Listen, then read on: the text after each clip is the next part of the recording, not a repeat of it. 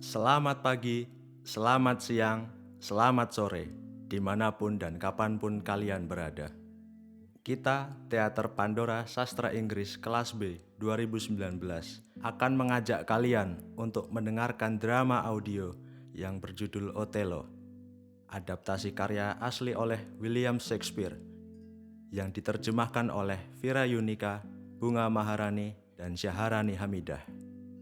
Drama ini didukung oleh para aktor, Atallah Muhammad sebagai Othello, Maulana Fajar sebagai Iago, La Afrina sebagai Desdemona, Adib Alfai sebagai Rodrigo, Nurul Fidia sebagai Emilia, dan tidak lupa pula teman-teman lain yang turut berperan dalam drama ini. Drama ini juga didukung oleh beberapa tim produksi. Nugroho Septiaji sebagai pimpinan produksi, Moni Dava sebagai produser audio, Bagus Putro, Dewanta Utomo, dan La Afrina sebagai tim musik, Hafiz Fahriza sebagai editor visual. Saya, Sadra Asari, sebagai sutradara dan narator akan menemani Anda mengikuti kisah yang epik ini. Drama ini juga didukung oleh program studi sastra Inggris UIN Sunan Kalijaga, Yogyakarta. Para pendengar, selamat menikmati.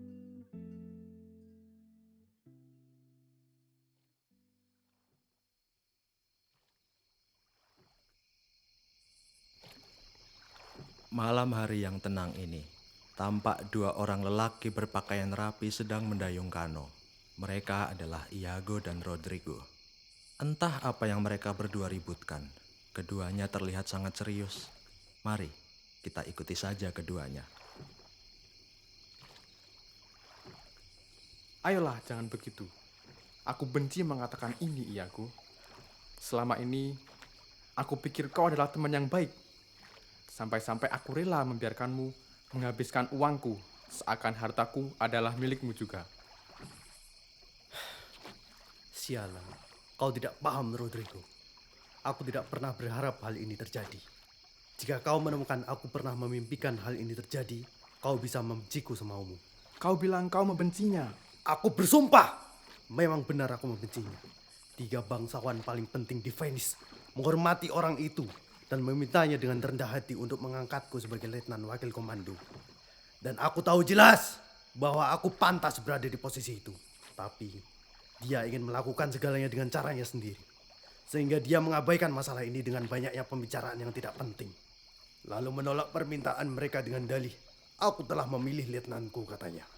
Dan tebak, siapa yang dipilih? Seseorang yang lebih tahu perihal angka-angka daripada bertarung. Laki-laki yang datang dari Florence, Michael Cassio. Dia memiliki istri yang cantik, tapi bahkan dia tidak dapat mengendalikan istrinya sendiri. Aku yakin dia tidak pernah memimpin peperangan. Bahkan pengetahuan perangnya tidak lebih dari seorang wanita tua. Kecuali kau memperhitungkan apa yang dia baca di buku. Hanya para pecinta kedamaianlah yang melakukan hal itu. Pengetahuan militernya tidak didasari dengan pengalaman langsung, melainkan hanya teori belaka. Tapi justru Cassio-lah yang terpilih. Karirku terputus oleh seorang kutu buku.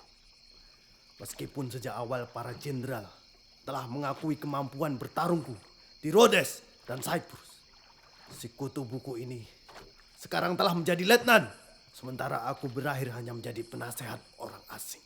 Demi Tuhan, aku akan lebih suka menjadi algojonya.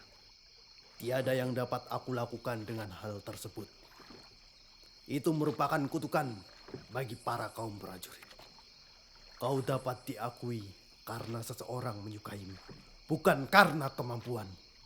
Sekarang, beritahukan kepadaku, haruskah aku tetap setia pada Othello itu? Jika kau benar-benar membencinya, lebih baik kau berhenti. Tidak. Tenanglah, aku melayaninya hanya untuk mengambil keuntungan. Tidak semua orang dapat menjadi pemimpin, dan tidak semua pemimpin harus dipatuhi. Lihatlah para pelayan setia yang memberikan seluruh hidup untuk melayani tuan mereka hanya demi makanan. Mereka pantas dicambuk karena kebodohan mereka. Ada tipe pelayan yang terlihat patuh dan setia, tetapi sebenarnya hanya memikirkan diri mereka sendiri dengan berpura-pura melayani tuan mereka. Orang-orang ini mendapatkan kekayaan. Dan ketika harta mereka cukup, mereka dapat memerdekakan diri. Orang-orang seperti mereka ini memiliki pendirian. Begitu pula denganku. Kuberitahukan kepadamu, Rodrigo. Bila aku adalah Othello, aku tidak akan mau menjadi Iago. Aku mungkin terlihat seperti mengagumi dan menghormati orang itu. Tapi kenyataannya, aku melayaninya hanya untuk mendapatkan apa yang aku inginkan. Jikalau penampilan luarku mulai mencerminkan ambisiku, semua orang akan dengan cepat mengetahui niatku yang sebenarnya. Tidak! Lebih baik mereka tidak tahu, karena aku berbeda dari yang terlihat. Othello pasti beruntung jika dia berhasil mengalahkanmu. Kalau begitu ayo berteriak. Bangunkan ayah Desdemona. Kita desak dia. Rusak kebahagiaannya. Sebarkan rumor tentangnya di jalan-jalan. Buat para kerabatnya murka. Dan buat dia jengkel tanpa ampun. Betapapun kebahagiaannya akan menghilang begitu kabar ini terdengar. Kita sudah sampai. Aku akan berteriak. Lakukan. Berteriaklah seperti kota akan hangus di lahap si jago merah. Hei Brabantio! Hei Brabantio! Bangun Brabantio! Bangun! Ada perampok! Perampok! Periksa putrimu, rumahmu, uangmu! Perampok! Perampok! Mengapa kalian berteriak?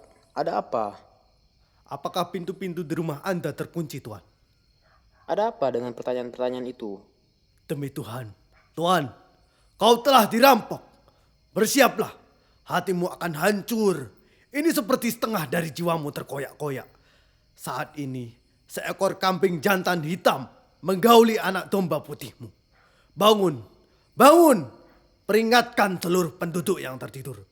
Jika kau tidak segera bergegas, bersiaplah memiliki keturunan berkulit hitam. Bangunlah! Apa kau gila? Apakah kau mengenali suara saya yang mulia?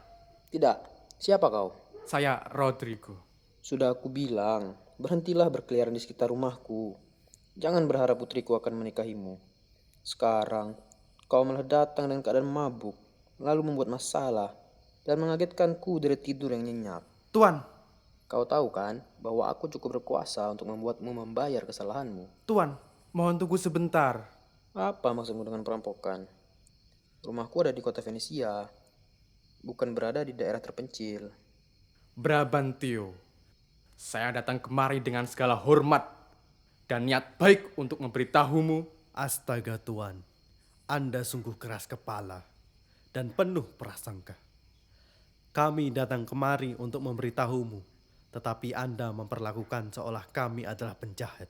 Orang brengsek macam apa kau? Orang brengsek yang memberitahu Anda bahwa Othello sedang meniduri putri Anda saat ini. Kau bajingan. Kau anggota dewan. Kau akan membayar semua ini, Rodrigo. Aku tahu kau ini orang yang seperti apa. Saya akan menjawab semuanya. Saya tidak tahu apakah kau mengetahui dan menyetujui hal ini. Tapi di waktu subuh sekali, putrimu meninggalkan rumah tanpa pengawal yang tidak lebih baik dari seorang pendayung perahu bayaran. Hanya untuk pergi ke pelukan Othello yang penuh nafsu. Jika memang semua ini terjadi di bawah persetujuanmu, maka artinya benar kami bersikap sangat kasar karena telah mengganggu tidurmu yang nyenyak. Namun, apabila kau tidak mengetahui perihal ini, maka salah bagimu menghardik kami. Saya tidak akan pernah mempermainkanmu, Tuan. Seumpama benar kau tidak mengizinkan apa yang dilakukan putrimu saat ini, maka dia sedang memberontak terhadapmu. Dia menghancurkan hidupnya sendiri demi orang asing. Periksalah sendiri apakah dia ada di kamar tidurnya. Jikalau memang ada, kau boleh menuntutku atas kebohonganku. Nyalakan lilin-lilin segera. Bangunkan semua penghuni rumah. Aku pernah memimpikan ini. Aku mulai khawatir jika semua ini benar. Beri aku penerangan. Ini saatnya aku pergi. Akan beresiko bahaya. Bahkan jika ada yang memergokiku sedang menentang Othello seperti yang akan aku lakukan bila tetap di sini. Pemerintahan Venesia mungkin bisa saja menegurnya. Tapi tidak mudah untuk menyingkirkan dia. Karena mereka masih sangat membutuhkannya untuk menghadapi perang Cyprus yang akan datang. Mereka tidak dapat menemukan orang lain dengan kemampuan yang sama seperti dia dalam memimpin pasukan bersenjata. Tidak jika mereka mengandalkan kemampuan mereka sendiri. Aku membencinya. Tapi aku harus menunjukkan kesetiaan dan perhatianku di depan dia. Walaupun semua adalah kepalsuan belaka. Kalau kau ingin bertemu dengannya, kirim regu pencari ke penginapan Sagittarius. Aku dan dia akan berada di sana.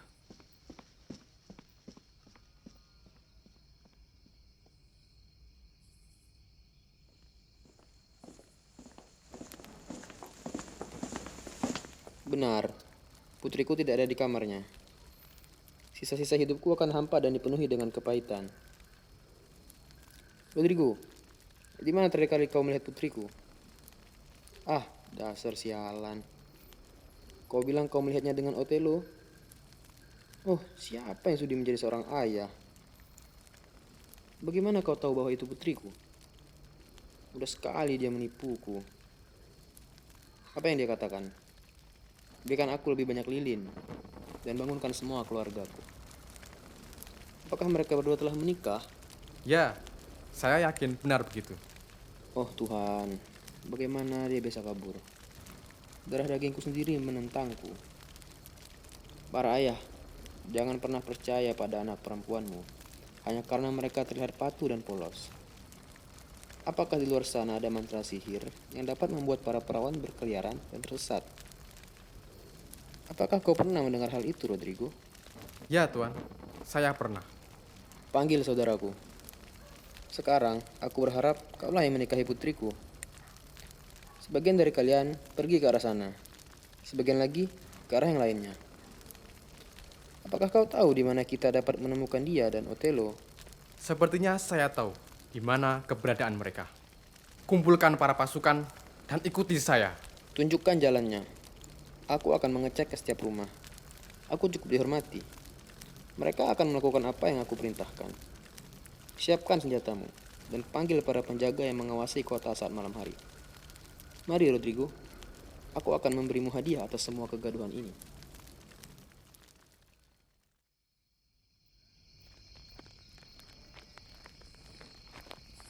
Saya telah membunuh banyak orang dalam peperangan. Tapi saya masih percaya bahwa membunuh seseorang adalah tindakan yang salah. Terkadang saya khawatir saya tidak cukup kejam untuk melakukan pekerjaan ini. Walaupun saya sangat ingin menusuknya 9-10 kali hingga menembus tulang rusuk. Akan lebih baik kau tidak membunuhnya. Tapi dia terus-menerus mengoceh seperti orang tolol. Membicarakan Anda dengan sebutan yang hina dan keji membuat saya sulit menahan diri. Tapi mohon beritahu saya Tuhan, apakah pernikahan Anda aman? Brabantio adalah orang penting di kota ini, hampir sepenting bangsawan tertinggi. Dia akan mencoba membatalkan pernikahan Anda.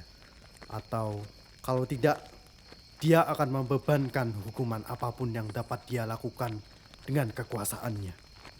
Biarkan dia melakukan yang terburuk sekalipun. Pengabdian yang telah kulakukan untuk pemerintahan Venesia akan lebih diperhitungkan ketimbang keluhan-keluhannya. Belum ada yang tahu pasti, dan aku tidak suka membanggakan diri, tapi aku datang dari keluarga kerajaan, dan aku sama mulianya dengan wanita yang kunikahi. Aku beritahu padamu, Iago, jika aku tidak benar-benar mencintai Desdemona, aku tidak akan pernah setuju untuk menikah dan kehilangan kebebasanku. Lihat cahaya-cahaya itu. Siapa yang datang? Itu ayah Desdemona dan pasukannya yang telah bangun dari tidur lelapnya. Sebaiknya Anda kembali ke dalam. Tidak, biarkan mereka menemuiku. Jabatanku, statusku sebagai suami sah Desdemona, dan ketidakbersalahanku akan melindungiku.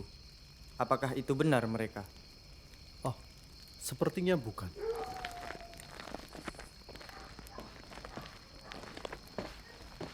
Para pelayan Adipati dan Letnanku Casio, apa yang membawa kalian kemari? Adipati mengirimkan salam dan meminta agar Anda segera menemuinya. Apa yang dia inginkan? Sesuatu tentang Pulau Cyprus. Sepertinya penting. Kapal-kapal perang telah mengirim ribuan pesan, satu demi satu, dan para anggota dewan telah bangun dari tidur mereka untuk berkumpul di kediaman Adipati. Mereka sangat menanti-nanti kedatangan Anda. Saat Anda tidak berada di rumah, para anggota dewan mengirimkan 3 pasukan pencari untuk menemukan Anda. Baguslah, kau yang menemukanku. Biarkan aku bersiap terlebih dahulu. aku akan ikut denganmu setelahnya. Junior, mengapa dia berada di sini? Apa yang dilakukannya? Malam ini dia telah menaiki kapal harta karun. Jika dia dapat menjaganya dengan baik, maka dia dapat berlayar selamanya. Aku tidak mengerti. Dia telah menikah. Menikahi siapa? Menikahi Aku siap sekarang. Ini dia. Pasukan lain telah datang menemukan Anda. itu Brabantio. Hati-hati Tuan. Dia pasti berniat untuk melakukan hal jahat kepada Anda. Berhenti di sana. Tuan, itu dia. Tangkap dia si mencuri itu. Rodrigo, hadapi dan lawan aku. Simpan pedang kalian. Pedang-pedang itu akan berkarat karena embun pagi. Tuan, pengalaman dan kedudukanmu lebih terhormat daripada pedangmu. Pencuri, di mana kau menyembunyikan putriku? Sialan, kau telah menempatkan mantra padanya. Siapapun yang memiliki mata bisa mengetahui. Kau gadis muda, cantik, dan bahagia seperti dia. Gadis yang menolak menikahi pria tampan dan kaya manapun. Tidak akan mungkin kabur bersama orang sepertimu. Kecuali dia telah disihir. Kau lebih pantas ditakuti daripada cintai. Sudah jelas bagi siapapun bahwa kau telah menipu, membius, dan menculiknya. Itulah yang mungkin terjadi. Jadi aku menangkapmu. Tangkap orang ini sebagai praktisi ilmu hitam. Pegangi dia. Jika dia melawan, gunakan kekerasan. Tunggu sebentar. Aku tidak butuh siapapun untuk memberitahuku kapan saatnya bertarung. Kau telah menuduhku atas kejahatan yang serius. Kemana kau ingin aku pergi untuk menanggapi tuduhanmu itu? Penjara sampai kau dipanggil ke pengadilan. Dan jika aku menuruti keinginanmu, lalu bagaimana bisa aku memenuhi seruan dari Adipati? Para utusan Adipati sudah berkumpul di sini menungguku untuk segera menemuinya demi urusan yang mendesak. Benar, sekarang Adipati sedang mengadakan pertemuan. Dan dia juga memanggilmu untuk datang. Adipati sedang mengadakan pertemuan. Selarut ini, bawa Tole bersama kita. Hukum berada di pihakku. Adipati dan para rekanku akan menganggap permasalahan ini serius. Seolah-olah ini adalah permasalahan mereka. Jika kita mengabaikan kejahatan yang terjadi, maka negara ini akan dikuasai oleh para budak dan orang-orang kafir.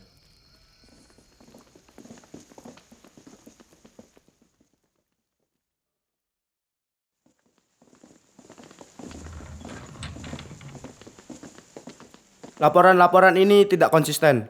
Kau tidak dapat mempercayai mereka. Benar, mereka tidak konsisten. Di surat-suratku tertulis 107 kapal tersedia. Sementara di suratku tertulis 140. Sedangkan di suratku tertulis 200. Namun, dalam kasus ini, seringnya laporan hanyalah sebuah perkiraan. Hal yang terpenting adalah di seluruh laporan tertulis bahwa armada kapal Turki sedang mendekati Pulau Siprus. Ya, kami paham. Ketidakkonsistenan ini tidak membuatku berpikir bahwa semua laporan itu salah. Aku percaya dengan apa yang mereka katakan, dan hal itu menakutkan. Selamat malam semua. Tuan Angelo memerintahkanku untuk datang kemari dan memberimu kabar bahwa armada kapal Turki sedang berlayar menuju Rhodes, bukan Cyprus. Bagaimana menurut kalian tentang perubahan ini? Tidak mungkin mereka berubah haluan. Itu hanyalah tipuan untuk mengelabui kita. Pikirkan, seberapa penting Siprus bagi orang-orang Turki. Dan ingat bahwa mereka dapat merebutnya dengan mudah. Sebab Siprus tidak memiliki perlindungan sebaik Rhodes. Jika kita menaruh perhatian pada hal tersebut, kita tidak mungkin bisa membayangkan orang-orang Turki sangat inkompeten, mengesampingkan hal yang mudah, dan menguntungkan demi melakukan hal yang berbahaya dan sia-sia. Kalau begitu, menurutku kita dapat percaya diri bahwa orang-orang Turki tidak benar-benar berlayar menuju Pulau Rhodes. Tuan, kapal-kapal Turki yang berlayar menuju Pulau Rhodes telah bergabung dengan kapal lain yang menuju Pulau Siprus. Sudah kuduga. Kira-kira berapa banyak kapal mereka? 30 kapal, Tuan. Sekarang mereka telah berubah haluan dan benar-benar menuju ke Pulau Siprus. Tuan Montano, pelayanmu yang setia dan pemberani, memberimu kabar ini dan memintamu untuk mengirim bala bantuan untuk membebaskan dia. Maka sudah dapat dipastikan bahwa mereka menuju ke Pulau Siprus. Apakah Markus Lusikos ada di kota? Tidak. Dia berada di Florencia.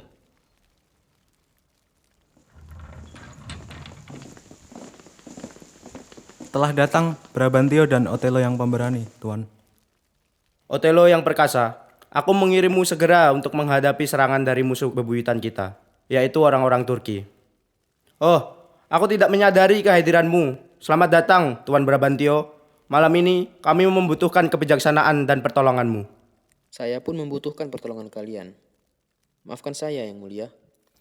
Saya bangun dari tempat tidur, lalu datang ke sini tengah malam, bukan karena saya mendengar tentang perang atau khawatir tentang pertahanan kota. Tetapi, saya sebetulnya memiliki permasalahan pribadi yang sangat menyakitkan dan menyayat hati, sehingga bagiku begitu penting ketimbang apapun. Kenapa? Apa yang terjadi? Ini mengenai putri saya. Oh, putriku. Apakah dia mati? Dia sudah mati bagi saya. Dia telah ditipu, juga dicuri dari saya, karena terpesona oleh mantra sihir hitam. Pastinya dia telah ditipu atau dibius, karena tidak mungkin dia melakukan kesalahan berdasarkan kemauannya sendiri. Siapapun yang telah menipu putrimu dan mencurinya darimu akan merasakan akibat dari perbuatannya itu. Dan kau sendirilah yang bebas menentukan hukuman apapun yang pantas dijatuhkan. Barangkali kau ingin menjatuhkan hukuman mati pada penjahat itu. Kalau kau mau, aku akan mendukung keputusanmu, bahkan jika penjahatnya adalah anakku sendiri. Dengan kerendahan hati, saya berterima kasih pada Anda, Tuan. Penjahat itu ada di sini. Orang berotelo inilah orangnya. Sepertinya Anda punya alasan sendiri untuk memanggilnya ke sini. Kami turut bersedih mendengarnya. Apa yang ingin kau katakan sebagai pembelaan diri? Tidak ada. Semua yang kukatakan benar terjadi. Tuan-tuan yang saya hormati, adalah benar bahwa saya telah mengambil putri dari Tuan Brabantio, bahkan sampai menikahi putrinya.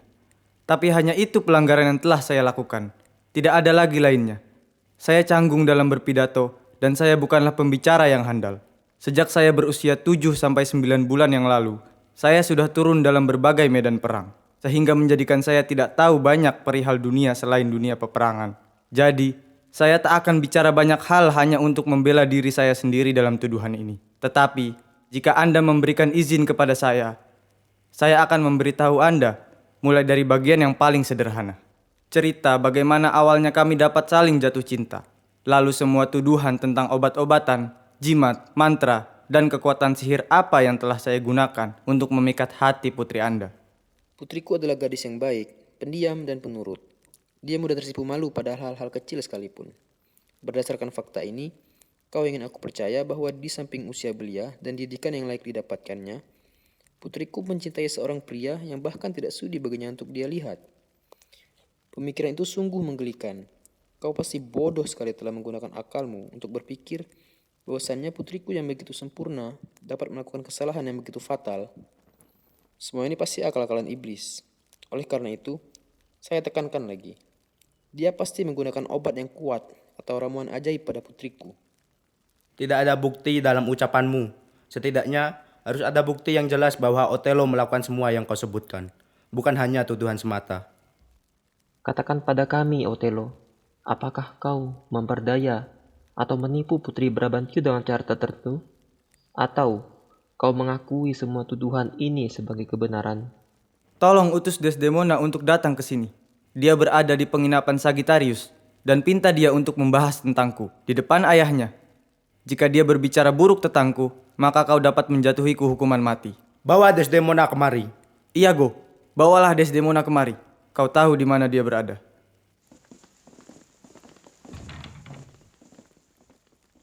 Sementara itu, akan kuberitahukan pada kalian semua dengan sejujur-jujurnya, seperti saat aku mengakui dosa-dosaku di depan Tuhan, tentang bagaimana aku merayu wanita cantik seperti Desdemona, dan bagaimana dia bisa mencintaiku. Ceritakan pada kami, Otelo. Dulu, ayahnya menyayangiku dan kerap kali mempersilahkanku untuk mengunjungi rumahnya. Terus-menerus menanyakan perihal kehidupanku dan seluruh peperangan yang sudah aku perjuangkan. Aku menceritakan banyak hal padanya, dari semenjak masa kecilku hingga saat aku sedang berbicara dengannya. Aku ceritakan padanya tentang malapetaka, pertualangan yang menakutkan di lautan maupun di daratan, bencana yang nyaris menimpaku, dan semua pertualangan berbahaya yang telah aku alami. Aku beritahu padanya bagaimana aku pernah ditawan dan dijual sebagai budak, bagaimana aku memperoleh kebebasanku, dan bagaimana aku berkelana ke gua-gua dan gurun pasir. Aku juga memberitahunya cerita tentang kelompok kanibal yang saling memburu satu sama lain, dan manusia-manusia dengan kepala yang tumbuh di bawah pundak mereka. Ketika aku menceritakan semua hal ini, Desdemona menyimak dengan penuh perhatian. Apabila dia perlu menyelesaikan pekerjaan rumah, seringkali dia akan kembali dengan segera untuk mendengarkan ceritaku lebih banyak lagi. Ketika aku sedang beristirahat, dia akan memintaku untuk mengulang cerita yang terlewatkan olehnya. Kedua matanya akan berkaca-kaca pada hal buruk yang menimpaku di masa kecil. Ketika aku selesai menceritakan semua itu, dia akan menghela nafas dan mengatakan padaku betapa indah dan sedihnya hidupku selama ini. Dia berharap dia tidak mendengar cerita yang begitu menyedihkan, katanya. Tetapi dia juga berharap ada pria yang sepertiku untuknya. Berterima kasihlah dia kepadaku seraya memberitahuku apabila ada dari salah satu temanku memiliki cerita seperti yang kupunya untuk diceritakan, maka dia akan jatuh cinta padanya. Aku menangkap isyarat itu dan bicara padanya. Dia mencintaiku atas segala mara bahaya yang telah aku alami, tuturnya. Dan aku pun mencintai wanita ini berkat kuatnya rasa iba yang ia miliki tentangku. Hanya itu mantra yang pernah aku gunakan. Ini dia, istriku. Dialah yang akan meneguhkan segalanya. Cerita seperti itu akan memenangkan putriku sendiri. Brabantio, aku memintamu agar melakukan hal yang terbaik dari semua cerita ini. Terimalah apa yang sudah terjadi. Izinkan dia berbicara. Jika ia mengakui bahwa memang ia menginginkan semua ini, maka aku tidak akan menyalahkan Otelo. Kemarilah anakku, kepada siapakah dirimu akan patuh? Ayah, bukan suatu hal yang mudah bagiku. Aku terpukul. Aku berhutang rasa hormat atas hidup dan didikan yang telah kau berikan. Dirimulah yang seharusnya aku patuhi, karena aku putrimu. Namun lelaki ini adalah suamiku sekarang. Dan aku berhutang padanya sama seperti ibu berhutang segalanya padamu. Sama seperti ibu yang telah lebih memilihmu daripada ayahnya sendiri. Aku harus memberikan rasa tundukku kepada Otelo suamiku. Kalau begitu, permasalahanku sudah tuntas. Yang mulia, silakan rundingkan urusan negaramu. Sungguh sebaiknya aku mengadopsi seorang anak, ketimbang memiliki anak dari darah dan dagingku sendiri. Kemarilah Otelo, terpaksa untukku memberi berkat pada pernikahan ini. Dengan sepenuh hati, kuberi kau restu, yang mana, jika kau tidak memilikinya, akan kucoba dengan segenap hati untuk menjauhkan restuku darimu. Desdemona, aku senang kau adalah putriku satu-satunya. Karena, jika aku memiliki anak yang lain, aku akan mengurung mereka semua. Kau akan membuatku memperlakukan mereka layaknya tawanan. Saya sudah selesai, Yang Mulia. Izinkanlah saya merujuk pada sebuah pepatah yang mungkin dapat membantumu memaafkan dua sejoli ini. Jangan tangisi sesuatu yang tidak mampu kau ubah. Ketika kau terus-menerus meratapi suatu hal buruk yang telah terjadi, kau hanya akan membiarkan dirimu menghadapi hal buruk lainnya. Seorang korban perampokan yang mampu tersenyum akan kerugiannya adalah mereka yang unggul ketimbang penjahat yang merampoknya itu.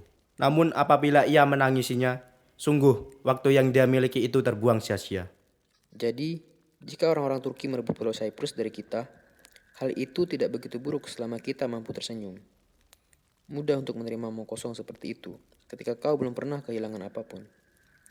Namun, aku telah kehilangan sesuatu yang berharga dan harus menghadapi omong kosong ini selagi aku menderita. Mudah untuk asal berbicara. Tidak pernah aku mendengar seseorang menjadi lebih baik karena perkataan bijak dari orang lain. Aku mohon padamu untuk segera melanjutkan urusan negara. Orang-orang Turki tengah berlayar menuju Pulau Siprus dengan armada kapal yang kuat. Otelo, kau yang lebih mengerti dari siapapun bagaimana pertahanan untuk Pulau Cyprus bekerja. Walaupun kita memiliki pasukan kuat yang mengawasi di sana, semua orang berkata kaulah orang yang lebih mampu untuk pekerjaan ini. Aku memintamu untuk tidak memusatkan perhatianmu ke pesta pernikahanmu dan bergabung dalam ekspedisi yang berbahaya ini. Aku sudah terbiasa dengan sulitnya kehidupan kemiliteran. Aku akan memimpin pertarungan melawan orang-orang Turki. Tapi, dengan rendah hati, aku memintamu untuk membuat persiapan yang tepat untuk istriku. Beri dia tempat tinggal dan pelayan-pelayan yang pantas untuk menemaninya. Dia dapat tinggal di rumah ayahnya. Aku tidak akan mengizinkan hal itu. Aku pun tidak. Dan saya tidak akan tinggal di sana. Saya tidak ingin mengganggu ayah dengan berada di sana. Adipati yang saya hormati, dengarkanlah apa yang ingin saya katakan. Apa yang ingin kau katakan, Desdemona? Ketika saya jatuh cinta pada Otelo, saya membuat keputusan bahwa saya ingin hidup bersamanya. Anda dapat melihat dari bagaimana tegasnya saya melupakan kehidupan saya yang lama. Sekarang, Saya merasa bahwa saya adalah bagian diri dari Otelo. Dan itu berarti saya adalah bagian dari seorang prajurit. Jika saya tinggal di rumah, sedangkan dirinya pergi berperang, maka saya telah terpisah dari bagian sejati suami saya. Saya akan jatuh terpuruk tanpa adanya dirinya. Biarkah saya ikut pergi bersamanya? Aku mohon, izinkan dia. Aku tidak meminta dia berada di dekatku demi dapat bersetubuh dengannya. Aku sudah terlalu berumur untuk itu, dan gairah seksualku telah mati. Aku meminta ini karena dia yang menginginkannya. Aku mencintai dia karena pikirannya. Dan aku tidak pernah ingin kau berpikir bahwa aku akan mengabaikan tanggung jawabku saat dia berada di sana bersamaku. Apabila aku pernah membiarkan cinta membutakanku, sampai-sampai aku memilih untuk bersantai di tempat tidur bersama orang yang aku cintai daripada pergi berperang, maka kau dapat membiarkan seorang ibu rumah tangga menggunakan topi bajaku sebagai penggorengan. Reputasiku akan hancur jika aku bertindak demikian. Kau bisa memutuskannya sendiri. Aku tidak peduli apakah dia mau tinggal atau ikut denganmu. Yang penting adalah tujuan dari misi ini. Kau perlu bertindak cepat. Kau harus berangkat malam ini juga. Dengan senang hati, aku akan pergi. Kita akan bertemu lagi jam 9 pagi. Otelo, suruh salah satu pelayanmu agar tetap bersama kami. Dia akan memberitahumu instruksi dari kami atau informasi penting untukmu. Tuanku, pelayanku ini adalah orang yang jujur dan dapat dipercaya. Dia akan menemani istriku dan membawa apapun yang aku butuhkan. Baiklah kalau begitu. Selamat malam semuanya. Tuan Brabantio, kalau menjadi orang baik itu indah, maka menantumu adalah keindahan, bukan hitam. Selamat tinggal, Otelo. Lakukanlah Desdemona dengan baik. Awasi dia dengan baik, Otelo. Dia sudah berbohong padaku, dan mungkin juga akan berbohong padamu. Aku berani bertaruh atas hidupku. Dia tidak akan pernah berbohong padaku. Iago, akan kutinggalkan Desdemonaku tercinta bersamamu. Mintalah istrimu untuk mengurusnya dan bawa mereka secepat mungkin. Ayo Desdemona, aku hanya punya 1 jam untuk dihabiskan bersamamu, untuk menjelaskan padamu apa yang harus kau lakukan nantinya. Kita tidak punya banyak waktu.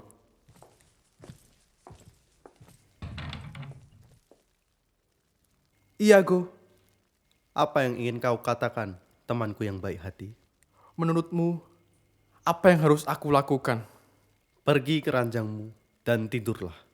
Aku akan menenggelamkan diriku sendiri. Jika kau melakukannya, aku tak akan mau menghormatimu lagi. Mengapa? Dasar pria konyol. Rasanya konyol untuk bisa hidup ketika hidup adalah siksaan. Satu-satunya jalan keluar adalah kematian. Betapa bodohnya. Aku sudah hidup 28 tahun. Dan aku belum pernah bertemu orang yang mengerti hal apa yang baik untuknya. Aku lebih suka menjadi seekor babon ketimbang membunuh diriku sendiri hanya karena mencintai seorang wanita yang tidak bisa kumiliki. Apa yang harus aku lakukan? Aku tahu betapa bodohnya karena terlalu cinta. Tapi aku tak bisa mencegah perasaan itu. Tidak bisa mencegah katamu? Omong kosong. Keadaan kita tergantung pada kemauan kita sendiri. Tubuh kita layaknya taman dan kemauan kita layaknya tukang kebun. Tergantung kepada apa yang kita tanam. Gulma atau selada. Memilih untuk memiliki satu jenis tanaman atau banyak jenis yang berbeda. Taman itu bisa menjadi tandus dan tidak berguna. Atau juga bisa subur dan produktif. Jika kita tidak memiliki pikiran rasional untuk mengimbangi emosi dan keinginan kita, dorongan tubuh kita akan mengambil alih. Lalu kita akan berakhir dalam situasi yang konyol. Syukurnya kita punya alasan untuk mengontrol nafsu kita. Menurut pendapatku, apa yang kau pikir itu cinta hanyalah kata lain dari nafsu. Aku tidak percaya. Kau pikir itu cinta karena kau merasa bergairah, lalu kau tidak bisa menahan dirimu sendiri? Ayolah, jadilah seorang pria sejati. Menenggelamkan diri. Tenggelam hanya bagi seekor kucing dan anjing buta. Jangan menenggelamkan dirimu sendiri. Mari dengan kuperingatkan kau, aku ini temanmu. Dan aku akan tetap di sisimu. Aku tidak pernah merasa seberguna ini bagimu. Mari dengan Rodrigo, inilah yang akan kau lakukan. Jual seluruh aset dan lahanmu. Tukar itu dengan uang tunai. Desdemona tidak bisa terus mencintai Otelo. Seperti bagaimana Otelo dapat terus mencintainya. Dia telah jatuh cinta kepadanya secara tiba-tiba. Sungguh, mereka akan berpisah dengan tiba-tiba pula. Keadaan hati Otelo ini mudah berubah. Jadi, jual lahanmu dan kumpulkan uang yang melimpah. Apa yang dia rasa manis baginya akan segera terasa begitu pahit. Desdemona akan menyampakkan Otelo demi seorang pria belia. Ketika dia sudah cukup merasakan tubuh Otelo itu, dia akan tersadar akan kesalahannya. Desdemona akan membutuhkan kekasih yang baru. Dia harus mendapatkan itu. Maka siapkan uangmu. Ada banyak cara apabila kau ingin masuk neraka ketimbang harus membunuh dirimu sendiri. Kumpulkan uang sebanyak yang kau mampu. Aku bisa menjadi lebih baik daripada sebuah agama dan sumpah-sumpah rapuh antara orang barbar yang sesat dan wanita Venesia yang bejat itu. Kau akan dapat tidur bersamanya. Kau hanya perlu mengumpulkan sejumlah uang. Persetan dengan menenggelamkan dirimu sendiri. Itu benar-benar tidak penting. Hari dengan kalau kau memang siap untuk mati. Kau dapat mengambil resiko kematian dengan berbuat suatu kejahatan demi mendapatkan wanita yang kau dambakan. Jangan menyerah begitu saja, lalu menenggelamkan dirimu sendiri. Apakah aku dapat mengandalkanmu jika ada sesuatu yang terjadi? Kau dapat mempercayaiku. Pergilah dan dapatkan uang tunai itu. Sudah kukatakan padamu sebelumnya. Dan akan kukatakan padamu lagi dan lagi. Aku membenci Otelo. Aku mengabdikan seluruh hidup pada alasanku membencinya. Sama halnya seperti apa yang kau lakukan. Jadi, mari kita bersama membalaskan dendam untuknya. Kalau kau membujuk Desdemona dan membodohi Otelo, akan sangat menyenangkan bagi kita berdua. Banyak hal bisa saja terjadi. Dapatkan uang itu. Kita berbicara lagi esok hari. Selamat tinggal. Di mana kita akan bertemu lagi besok? Di rumahku. Aku akan datang ke sana pagi-pagi sekali. Pulanglah. Selamat tinggal. Satu hal lagi. Apa itu? Jangan lagi kau mengatakan akan bunuh diri. Oke? Aku sudah berubah pikiran akan hal itu. Pergilah. Selamat tinggal. Kumpulkan banyak uang. Aku akan menjual seluruh lahanku.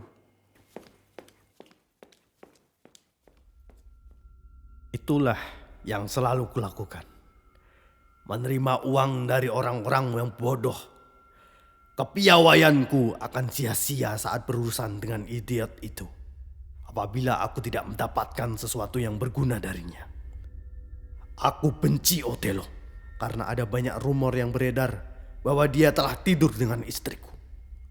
Aku tidak yakin jika itu benar. Namun sebuah prasangka saja sudah cukup bagiku. Dia sangat memikirkanku. Itu akan sangat membantu. Cassio adalah pria yang tampan. Lihat bagaimana aku bisa merebut posisinya dan sekaligus memanfaatkannya untuk menyakiti Otelo. Bagaimana?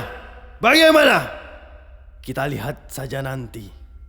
Setelah ini, aku akan memulai mengatakan pada Otelo bahwa Cassio itu terlalu mesra dengan Desdemona.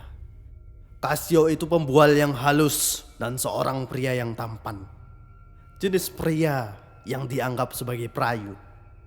Otelo adalah orang yang terbuka dan terang-terangan. Dia menganggap pria yang terlihat jujur memanglah jujur. Orang seperti itu sangatlah mudah untuk dimanipulasi. Jadi, semua sudah diputuskan. Aku sudah mempersiapkannya. Dengan sedikit bantuan dari para iblis, aku akan membawa rencana besar ini pada keberhasilan.